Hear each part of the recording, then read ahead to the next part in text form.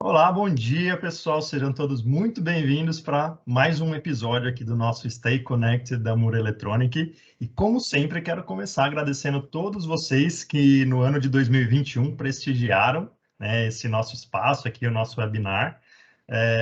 Vou falar mais algumas coisas até o final aqui desse episódio, mas a gente está fechando o ciclo aqui do Stay Connected do ano 2021, certo? Então, esses últimos episódios a gente tem trazido especialistas para fazerem um resumão do que tem acontecido desde lá do início da pandemia, do Covid-19, que chegou para mudar um pouco o cenário aí da automação da indústria como um todo. E hoje tenho aqui a ilustre presença do Fernando Belmonte, que é o nosso CEO, né? Ele que vai dar uma visão um pouco diferente do que a gente vem discutindo há muito tempo. A gente sempre traz um especialista para falar sobre alguma tecnologia específica, sobre melhorar a produtividade de um sistema produtivo, né, de um processo produtivo. E hoje o Belmonte ele vai dar uma visão um pouco mais ampla de um negócio, né? Ele vai passar uma visão mais global para a gente de como funciona tudo isso na visão aí do CEO. Então, Belmonte, obrigado por ter aceitado o convite de participar com a gente. Seja muito bem-vindo. Muito obrigado, Calegari. Sempre um prazer estar por aqui e poder compartilhar ideias aí com a turma. Perfeito, Belmonte. Então, para a gente ser bem objetivo aqui, né, aproveitar ao máximo o nosso tempo, eu quero começar fazendo uma pergunta para você que eu meio que fiz para cada um dos participantes aqui do Stay Connected. Como essa mudança aconteceu na indústria, né? Desde lá de 2019, 2020, houve uma mudança por causa da pandemia, muita gente ficou em casa, principalmente lá no início, né? Agora voltando, então tiveram muitas barreiras, eu acho que muitas mudanças também em todos os processos. E você, né, olhando lá de cima, como que você analisou todas essas mudanças e fala um pouquinho do impacto que isso teve para a indústria, na sua visão? Bom, eu gosto sempre de começar pontuando, né, o lado aí da dor, né, Calegari, e honrando aí esse sofrimento aí do planeta inteiro. Acho uma coisa que jamais pode ser subestimada, né? Quer dizer, um episódio que vai ficar na história da humanidade, com certeza, não só sobre o aspecto de saúde, né, e da dor aí da perda das pessoas que faleceram ou mesmo ficaram com sequelas graves aí dessa doença, como também os efeitos econômicos e sociais, né? Então, infelizmente, a gente vai ter efeitos aí, ainda estamos na fase da saúde, né? E isso deve se estender aí para a economia e para todo o ambiente social por muitos e muitos anos, né? Então, infelizmente, a gente vai conviver com as consequências dessa pandemia por um longo período. Mas, assim, olhando por um outro lado, né? E toda moeda tem sempre dois lados, né? Eu entendo que nós estamos começando uma nova era civilizacional, que na verdade não começou com a pandemia, mas um grande movimento de descentralização aí apoiado por uma nova mídia que é a internet, né, que está com a gente aí há alguns anos. E eu tenho uma visão bastante assim, apesar de toda a dor que eu já pontuei aí, bastante otimista sobre o futuro e a capacidade incrível que nós seres humanos temos de nos adaptar, né? Adaptar no sentido de encontrar uma forma melhor de viver ou sobreviver, né? No caso aí de uma pandemia, a primeira prioridade é sobreviver, né? E eu acredito que essa nova era, que na minha leitura tem muito de descentralização, né?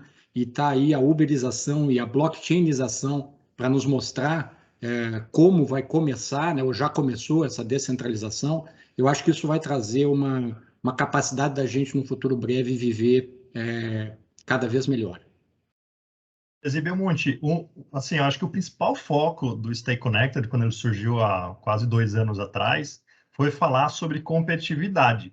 Porque, apesar de todas essas mudanças que estão acontecendo, a gente não pode deixar essa palavrinha em segundo plano, né? Então, como que a gente vai fazer para continuar competitivo no mercado e, de repente, não passar por mais dificuldades ainda do que tudo que já vem sendo passado? Então, na sua visão, o que precisa ser feito para essa palavrinha competitividade não ficar muito distante da realidade, né? O que fazer para se tornar mais competitivo nesse cenário? Você citou várias vezes aí, Calegari, nas tuas perguntas aí na introdução, a palavra mudança, né? E eu acredito que a gente tem que olhar para isso e, assim, se tornar mais competitivo é uma equação bastante complexa, né? Que tem, assim, N facetas. Agora, no meu entender, um lado, assim, muito, muito crítico e muito, muito importante é a questão psicológica, né? Psicológica no aspecto, assim, de um mindset que eu ouço muito das pessoas, infelizmente, na direção contrária, que é a seguinte, assim, é uma frase irônica que eu gosto muito, assim, vamos inovar, mas mantendo o status quo. E isso, assim, é uma coisa absolutamente absurda, porque a inovação é a mudança, né? Então, você dizer, vamos inovar, mas vamos manter o status quo, é como você dizer, vamos, né, esfriar essa água, mas jogando água quente. Então, quer dizer, não vai esfriar nunca, né? Aquela água quente, jogando mais água quente. Então, assim, mas infelizmente, eu acho que esse aumento de competitividade ele só vem com a mudança, com a inovação e com a mudança, porque para mim inovação e mudança são coisas muito próximas, e essa mudança não acontece se a gente não mudar o nosso mindset, né? Assim, se a gente não se colocar nesse lugar psicologicamente aberto para essa mudança. E eu entendo que aí talvez seja um dos fatores mais determinantes para a gente poder evoluir nessa jornada do aumento de competitividade. Né? Se eu tivesse que escolher uma palavra, eu escolheria a questão do mindset para começar por aí. Né? Porque senão vira uma falácia, como a gente falou agora, vamos inovar, mas não vamos mudar o status quo, quer dizer, tudo fica como antes, no quartel de Abrantes, e desculpa, isso é absolutamente impossível. Isso é para inglês ver, ou não sei, acho que os ingleses não merecem ver isso, quer dizer, isso é uma bobagem, uma enganação, né? Uma enganação. Então, eu acho que a competitividade passa, primeiríssimo passo, por esse mindset psicológico, de se preparar para a mudança, que significa, de novo, mexer no status quo. Né?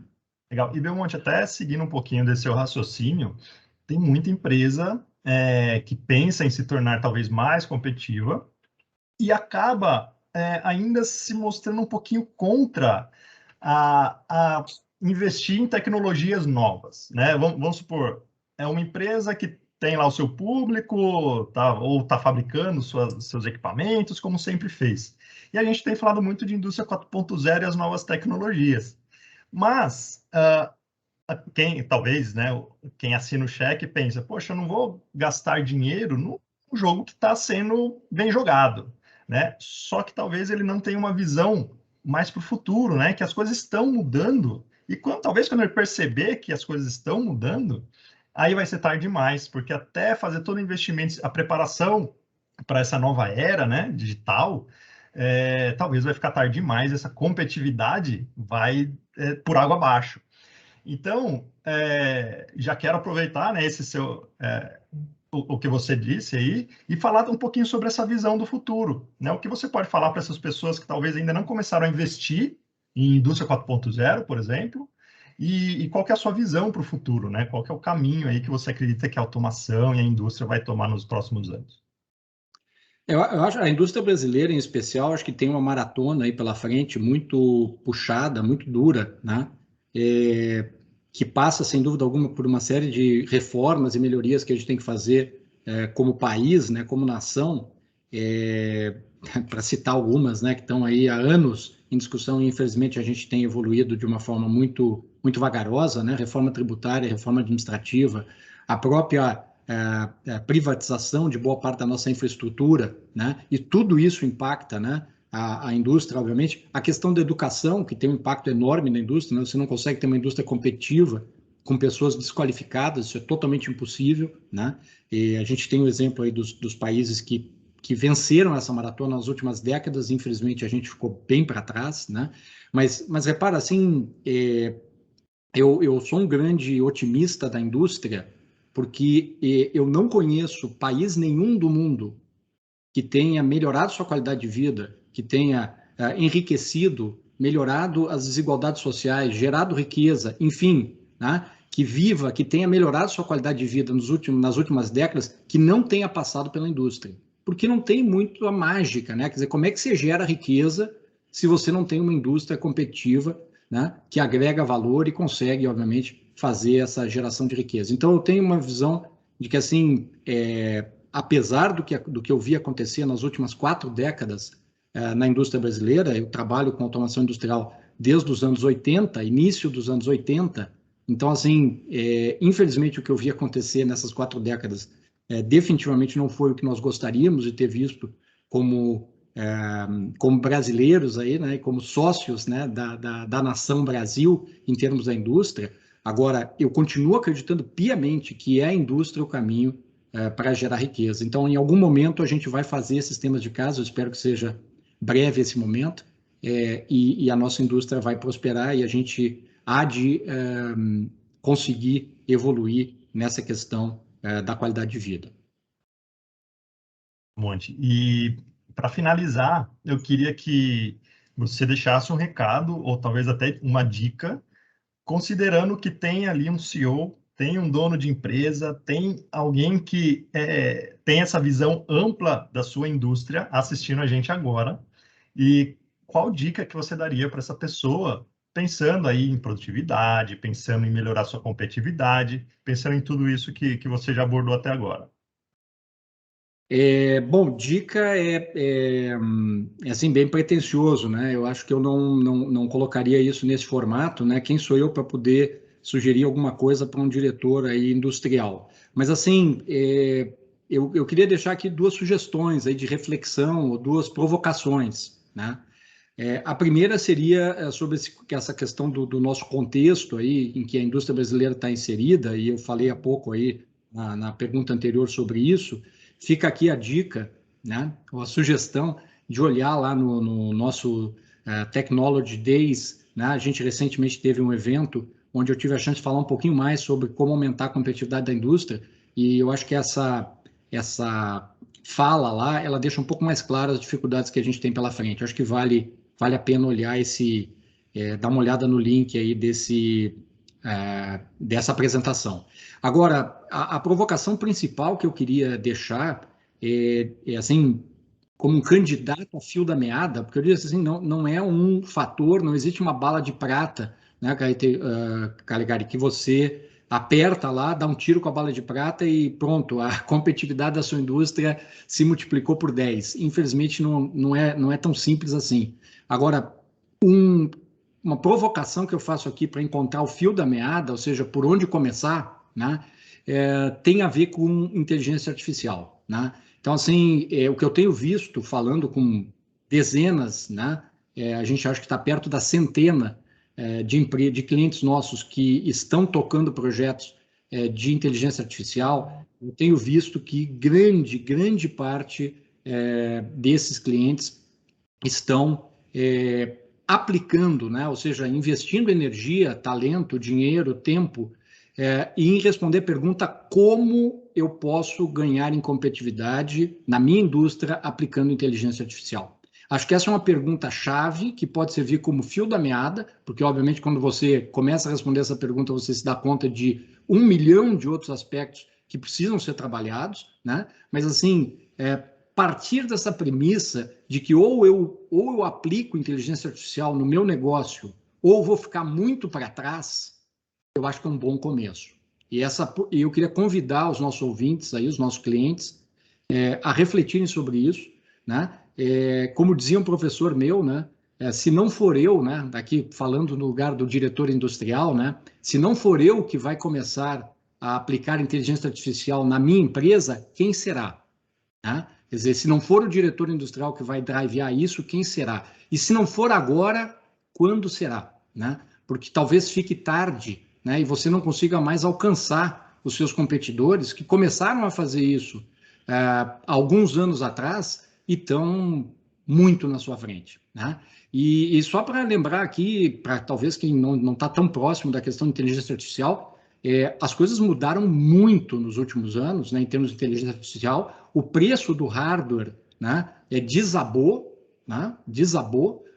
As ferramentas de software para inteligência artificial também caíram muito de preço, e a oferta de mão de obra qualificada para mexer com inteligência artificial também aumentou, ou seja, diminuiu o preço disso também. Então, assim, tem soluções de inteligência artificial para todo mundo, para toda a indústria de qualquer porte. Não é coisa para Nestlé, para a Volkswagen, etc.